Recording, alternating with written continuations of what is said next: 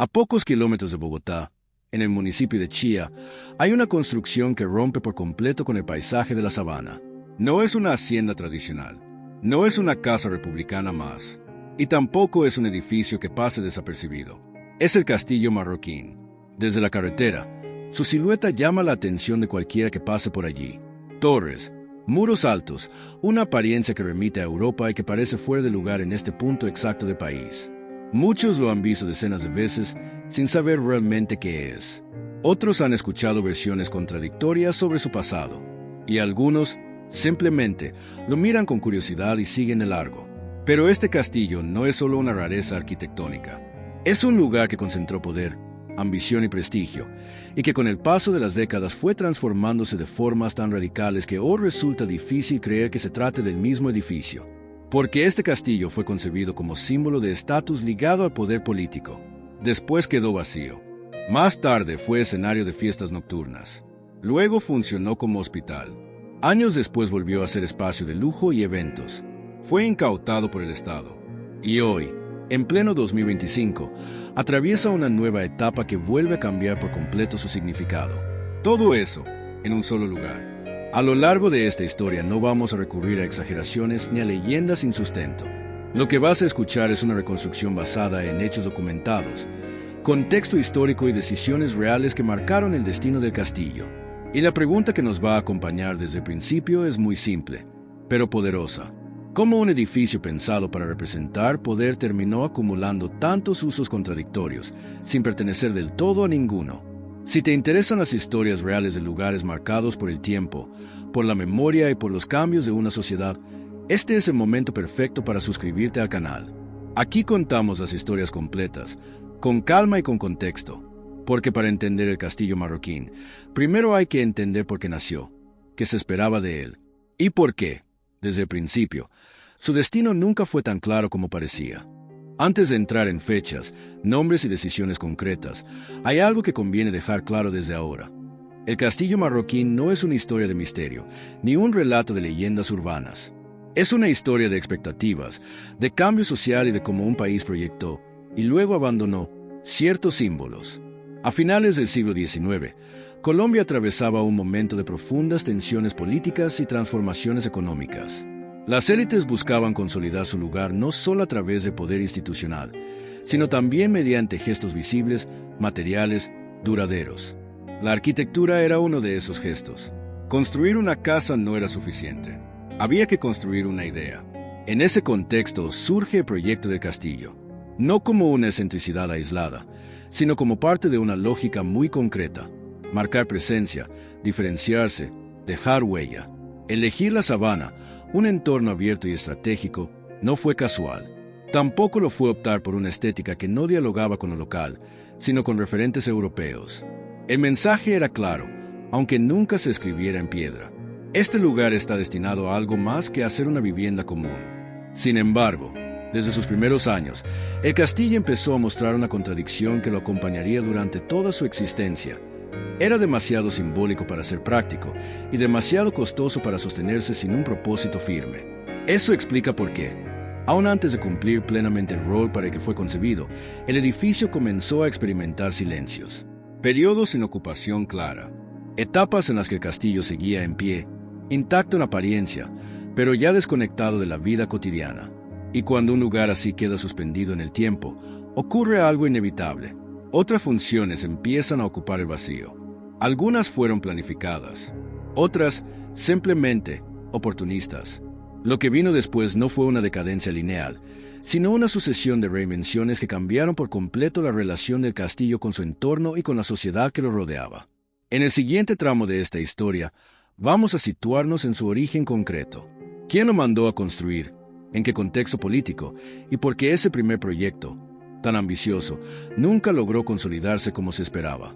Porque ahí, en ese punto inicial, ya están contenidas casi todas las contradicciones que marcarían el destino del Castillo Marroquín durante más de un siglo.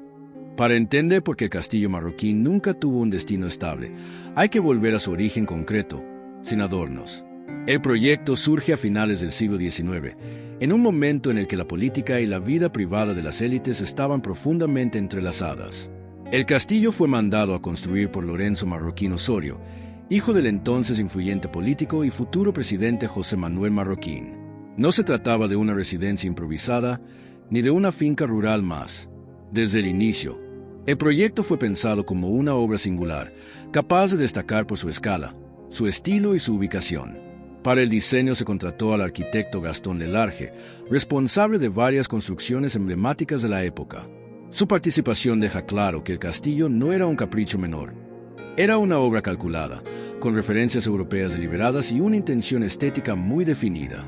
El lugar elegido, La Caro, en la sabana, tampoco fue casual.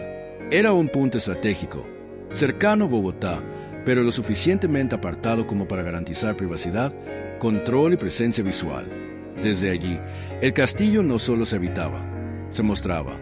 Sin embargo, incluso en esta etapa inicial aparece una tensión que marcaría todo lo que vendría después. El castillo fue concebido como símbolo, pero nunca terminó de consolidarse como hogar permanente. Su tamaño, sus costos de mantenimiento y su propia rigidez arquitectónica lo hacían difícil de integrar a una vida cotidiana estable. Era un edificio pensado para representar, no para adaptarse. Y cuando el proyecto familiar se interrumpe, primero por compromisos políticos y luego por el traslado de Lorenzo Marroquín al exterior, el castillo queda, por primera vez, sin una función clara. No estaba abandonado por ruina, estaba abandonado por falta de sentido práctico. Ese vacío inicial es clave, porque a partir de ese momento, el castillo deja de pertenecer a una sola narrativa y empieza a quedar disponible para otras miradas, otros intereses y otros usos. En el siguiente tramo veremos cómo ese vacío fue llenado por actividades completamente opuestas al propósito original del lugar, y cómo el castillo empezó a convertirse, lentamente, en un espacio que cambiaba de identidad según quien lo ocupara. Si esta historia te resulta interesante, recuerda suscribirte al canal. Las siguientes etapas del castillo son, sin exagerar, las más inesperadas de todas. Con la salida de Lorenzo Marroquín de Colombia y su posterior fallecimiento en el exterior, el castillo entra en una fase decisiva. No hay una venta inmediata ni un proyecto claro que lo sustituya. Lo que hay es algo más silencioso y más común de lo que parece en la historia de muchos grandes inmuebles, la pérdida de un propósito definido. Durante esos años, el edificio sigue en pie, pero ya no cumple la función para la que fue pensado. No es residencia permanente, no es sede política, no es centro social activo. Es, simplemente, un lugar demasiado grande, demasiado costoso y demasiado rígido para encajar con facilidad en una nueva etapa. Este punto es clave para entender todo lo que vendrá después. Cuando un edificio de este tipo queda sin dueño claro ni función estable, deja de ser un espacio privado en el sentido estricto y empieza a convertirse en un objeto disponible. No disponible legalmente de inmediato, pero sí simbólicamente, otros empiezan a mirarlo como una oportunidad. Y así, el castillo comienza a desprenderse de su origen aristocrático sin destruirlo del todo. La arquitectura sigue ahí, intacta, pero el significado empieza a diluirse. No hay registros de una decadencia rápida ni de un abandono total inmediato. Lo que ocurre es más lento. El castillo deja de ser centro de vida y se convierte en escenario. Un escenario que puede ser adaptado. Este cambio de condición es lo que explica que, con el paso de los años, el edificio empieza a ser utilizado para fines que jamás habrían sido imaginados por sus constructores. No porque alguien quisiera profanarlo, sino porque el castillo ya no tenía una narrativa dominante que lo protegiera. Y es en ese contexto, no en una caída repentina, donde el castillo marroquín inicia su etapa más desconcertante, la de los usos nocturnos, sociales, comerciales, completamente ajenos a su intención original. En el siguiente tramo veremos cómo un símbolo asociado a poder y a la respetabilidad terminó vinculado al entretenimiento, al ruido y a una vida social que transformó por completo la percepción pública del lugar. Cuando el castillo deja de estar anclado a una familia y a un proyecto claro, ocurre algo que se repetirá varias veces en su historia. Alguien ve en él una oportunidad. Su tamaño, su ubicación cercana a Bogotá y, sobre todo, su carácter llamativo lo convierten en un lugar ideal para actividades sociales. No discretas, no domésticas, sino visibles. El castillo ya no se piensa como vivienda, sino como escenario. Es en este periodo cuando aparecen los registros y referencias que lo vinculan con actividades de entretenimiento nocturno, entre ellas casino y cabaret. El contraste no podría ser mayor. Un edificio concebido para comunicar prestigio y permanencia pasa a asociarse con música, luces, reuniones sociales y una vida nocturna que nada tenía que ver con la sobriedad de su origen. Este cambio no fue casual ni aislado. Responde a una lógica muy concreta de su tiempo. En un país que se modernizaba a ritmos desiguales, muchos espacios heredados de antiguas élites encontraron una nueva función en el ocio y el espectáculo.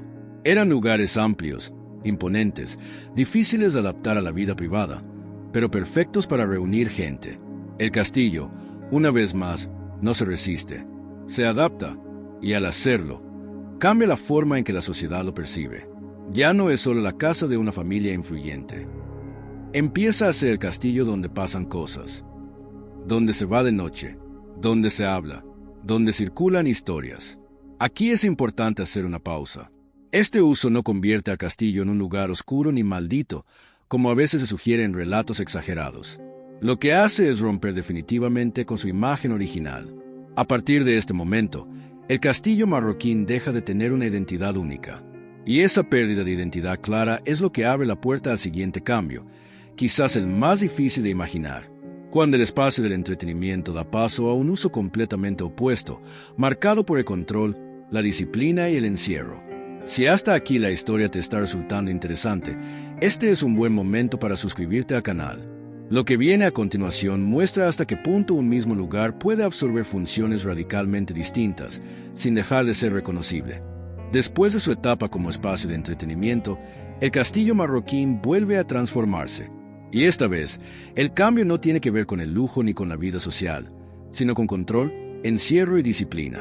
Diversos registros históricos y referencias periodísticas señalan que el castillo fue utilizado durante un periodo como hospital psiquiátrico para mujeres.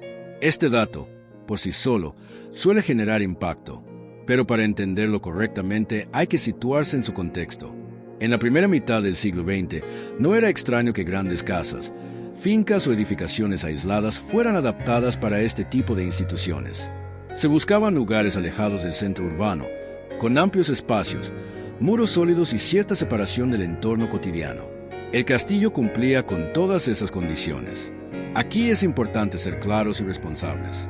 No existen documentos públicos que detallen exhaustivamente cómo funcionó ese hospital, ni registros clínicos accesibles que permitan reconstruir la vida diaria dentro del castillo. Por eso, todo lo que suele circular en forma de relatos extremos, episodios sobrenaturales o historias de abuso pertenece al terreno del rumor, no de los hechos verificables. Lo que sí es verificable es el uso institucional del edificio y el impacto simbólico que eso dejó en la memoria colectiva. Un lugar pensado para exhibir poder pasó a ser un espacio donde el poder se ejercía de otra manera, no desde la política ni la ostentación, sino desde la autoridad médica y social de la época. Y este giro marca un punto clave en la historia del castillo, porque a partir de aquí, el edificio deja de ser solo un escenario adaptable y empieza a cargarse de una reputación ambigua. No por lo que se pueda probar con morbo, sino porque la sociedad tiende a recordar más intensamente los lugares donde hubo encierro, sufrimiento o vulnerabilidad. Cuando ese uso termina, el castillo vuelve a quedar, una vez más, sin un rol definido. Pero esta vez la situación es distinta. El desgaste físico es mayor, la imagen pública está fragmentada y el riesgo de pérdida es real. Es en ese momento cuando aparece una figura decisiva, alguien que no ve el castillo como negocio inmediato ni como institución, sino como una estructura que aún puede ser salvada. A comienzos de la década de 1950, el castillo marroquín se encontraba en un punto crítico. No estaba en ruinas totales, pero el deterioro era evidente y su futuro no estaba asegurado. Los cambios constantes de uso habían dejado huellas físicas y simbólicas, y el castillo corría el riesgo de convertirse en un edificio demasiado costoso para conservar y demasiado incómodo para reutilizar. Es en 1952 cuando ocurre un giro decisivo. El castillo es adquirido por el médico cirujano y escritor Roberto Restrepo, quien impulsa una restauración profunda del inmueble. Esta etapa no suele recibir tanta atención como otras más llamativas, pero es, probablemente, una de las más importantes de toda su historia. Restaurar el castillo no significó solo embellecerlo. Significó detener su deterioro estructural, recuperar espacios, reforzar elementos arquitectónicos y devolverle una coherencia mínima como edificio funcional. Gracias a esta intervención, el castillo marroquín deja de estar al borde del abandono definitivo y vuelve a ser un lugar habitable y deseable. no necesariamente como vivienda familiar tradicional, pero sí como una propiedad con valor real, tanto arquitectónico como simbólico. Este momento marca algo fundamental. El castillo pasa de ser un problema heredado a ser nuevamente un activo. Y cuando un lugar así se convierte en activo, vuelve a entrar en el radar de personas con capacidad económica, intereses sociales y proyectos propios. El castillo no recupera su identidad original, pero gana algo igual de importante: sobrevive. Durante las décadas siguientes, esa supervivencia permitirá nuevas transformaciones, algunas más coherentes, otras igual de contradictorias que las anteriores, pero todas posibles solo porque el edificio sigue en pie. Y esa continuidad explica por qué, años después, el castillo volverá a asociarse con lujo, reuniones sociales y una idea distinta de prestigio, muy alejada de la que le dio origen. En el siguiente tramo veremos cómo, ya en la segunda mitad del siglo XX, el castillo marroquín se reinventa otra vez, adaptándose a una nueva forma de ostentación y a un nuevo tipo de vida social. Con el castillo ya restaurado y fuera del riesgo inmediato de deterioro, llega otra etapa de transformación. En 1970, el inmueble es adquirido por Guillermo Villamil, un empresario del sector petrolero que representa una generación distinta a la de sus primeros propietarios. Este cambio de manos no es menor, porque también cambia la forma de entender el lujo. El castillo deja de pensarse como un símbolo rígido del pasado y empieza a adaptarse a una lógica más funcional y social. Se realizan remodelaciones, se adecuan espacios interiores y se incorporan elementos que no formaban parte del diseño original, como áreas recreativas y zonas pensadas para recibir invitados. El objetivo ya no es demostrar linaje ni cercanía al poder político. El objetivo es recibir, reunir, impresionar. Durante este periodo, el castillo vuelve a llenarse de actividad, no desde la vida privada estricta, sino desde encuentros sociales, reuniones y eventos. La arquitectura monumental sigue siendo protagonista, pero ahora puesta al servicio de una sociabilidad más abierta y visible. Sin embargo, incluso en esta etapa más estable, el patrón se repite. El castillo funciona, pero nunca termina de fijarse a un solo uso definitivo. No se convierte en residencia familiar permanente ni en institución formal. Sigue siendo un espacio extraordinario, pensado para ocasiones especiales más que para la rutina diaria. Y esa condición, que parece una ventaja, con el tiempo vuelve a convertirse en un problema, porque cuando cambian las circunstancias económicas, políticas o legales, los lugares que no tienen una función clara suelen ser los primeros en quedar expuestos.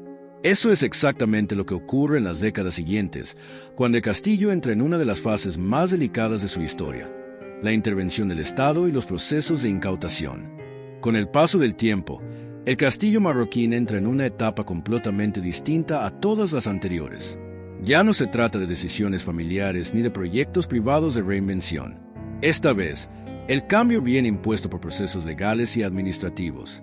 A comienzos de los años 2000, el inmueble queda vinculado a procesos de extinción de dominio, una figura jurídica mediante la cual el Estado colombiano recupera bienes relacionados con actividades ilícitas o con patrimonios cuyo origen no pudo ser justificado. Como resultado, el castillo es incautado en 2005 y pasa a quedar bajo control estatal. Este momento marca un antes y un después. Por primera vez en su historia, el castillo deja de depender del deseo, la capacidad o el abandono de un propietario privado. Pasa a convertirse en un bien administrado por el Estado, con todo lo que eso implica. Tiempos largos, decisiones colectivas, debates sobre uso público y conservación. Aquí conviene ser claros y sobrios. El castillo no se vuelve protagonista de hechos violentos ni de episodios que definan su historia por sí mismos. Lo relevante no es el morbo, sino la consecuencia. Su destino queda en suspenso. Durante años, el edificio existe en una especie de limbo administrativo, sin una función definitiva que lo integre de forma estable a la vida pública. Sin embargo, a diferencia de otros bienes incautados que terminan deteriorándose rápidamente, el castillo marroquín mantiene una cierta actividad. Su estructura, su ubicación y su atractivo visual hacen que sea utilizado como espacio para eventos sociales, culturales y privados. Esto tiene un efecto doble. Por un lado, mantiene el castillo vivo, cuidado, visible. Por otro, prolonga su indefinición. Sigue siendo un lugar excepcional, pero sin una identidad clara. No es museo, no es institución educativa, no es residencia, no es patrimonio abierto de manera formal. Es, otra vez, un escenario. Durante estos años, el castillo se vuelve familiar para muchos colombianos como un sitio de bodas, reuniones y celebraciones. Para otros, sigue siendo una silueta misteriosa vista desde la carretera. Y para el Estado, es un bien que necesita una decisión definitiva. Esa decisión no llega de inmediato.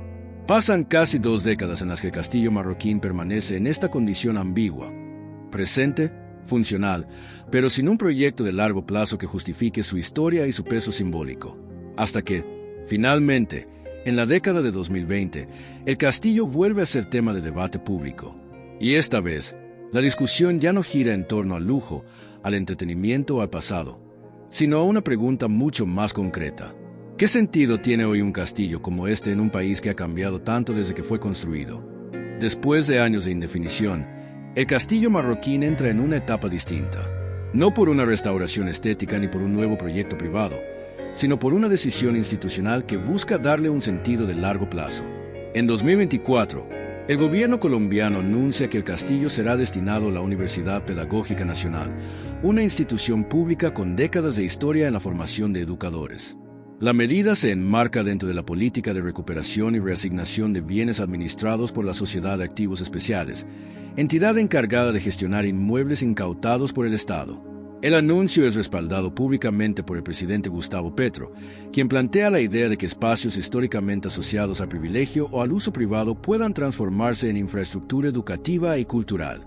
Más allá del anuncio político, lo relevante ocurre después. En octubre de 2024, se formaliza la entrega administrativa del castillo a la universidad mediante una resolución oficial, con el objetivo de destinarlo a actividades académicas y administrativas. Para el cierre de 2025, el castillo se encuentra en una etapa de transición. Evaluaciones técnicas, planificación de adecuaciones y definición gradual de usos. Este punto es importante para entender el presente. El castillo no se convierte de un día para otro en un campus universitario tradicional. Un edificio de este tipo requiere estudios estructurales, adaptaciones normativas y decisiones cuidadosas para no perder su valor arquitectónico. Por eso, el proceso avanza de manera progresiva. Y aquí aparece un contraste poderoso. Un lugar que durante décadas fue escenario de ostentación, encierro, fiestas y usos contradictorios, empieza a pensarse como un espacio para la formación, la reflexión y la vida académica, no como símbolo decorativo, sino como herramienta pública. Este cambio no borra su pasado, lo recontextualiza, porque el castillo no deja de ser lo que fue, pero empieza a ser algo que nunca había sido, un espacio con una función social clara y sostenida en el tiempo. En este punto de la historia, ya no estamos hablando solo de un edificio antiguo. Estamos hablando de una decisión sobre la memoria, sobre qué se conserva, para quién y con qué propósito. Y es aquí donde la historia del castillo marroquín deja de ser solo un recorrido cronológico y se convierte en una pregunta más amplia, que vamos a dejar para el final. Cuando se observa el castillo marroquín desde fuera, es fácil quedarse en la superficie. Una construcción imponente, distinta, llamativa. Pero después de recorrer su historia completa, queda claro que su verdadero valor no está en las torres ni en los muros, sino en lo que ha representado en cada etapa del país. Este castillo nació como un gesto de poder y distinción, en una época en la que la arquitectura servía para marcar jerarquías. Muy pronto, ese propósito se debilitó. El edificio quedó demasiado grande para la vida privada, demasiado rígido para adaptarse a los cambios políticos y demasiado costoso para sostenerse sin una función clara. A partir de ahí, el castillo no fracasó, se transformó. Fue espacio social, luego lugar de entretenimiento nocturno. Más tarde, institución de salud en un tiempo en el que la sociedad entendía la salud mental de otra manera. Después, una propiedad restaurada, resignificada como lujo y reunión. Más adelante, un bien incautado, atrapado en la burocracia, utilizado sin proyecto de largo plazo. Y finalmente, un inmueble que el Estado decide devolver a la sociedad a través de la educación. Visto así, el castillo marroquín no es una anomalía, es un resumen. Resume cómo cambian las élites, cómo se desgastan los símbolos, cómo el abandono no siempre destruye, y cómo los lugares sobreviven cuando la sociedad encuentra una nueva razón para sostenerlos. Por eso, tal vez, el calificativo de residencia presidencial frustrada no sea del todo justo. El castillo no estaba destinado a cumplir una sola función para siempre. Estaba destinado a ser reinterpretado. Hoy, en 2025, Su valor ya no depende de quien lo habita en privado ni de qué tan exclusivo puede ser. Depende de algo más sencillo y más profundo. Si logra integrarse de forma honesta a la vida pública, sin negar su pasado, pero sin quedar atrapado en él. El tiempo no lo destruyó, lo obligó a cambiar. Y quizás esa sea la lección más clara que deja esta historia. Los lugares, como las sociedades, no sobreviven por lo que fueron, sino por lo que son capaces de llegar a ser. Si esta historia te ayudó a mirar de otra forma un lugar que siempre estuvo ahí, escribe en los comentarios qué edificio de tu ciudad crees que guarda una historia similar. Y si quieres seguir descubriendo historias reales de lugares marcados por el tiempo, suscríbete al canal. Aquí seguimos observando el pasado para entender mejor el presente.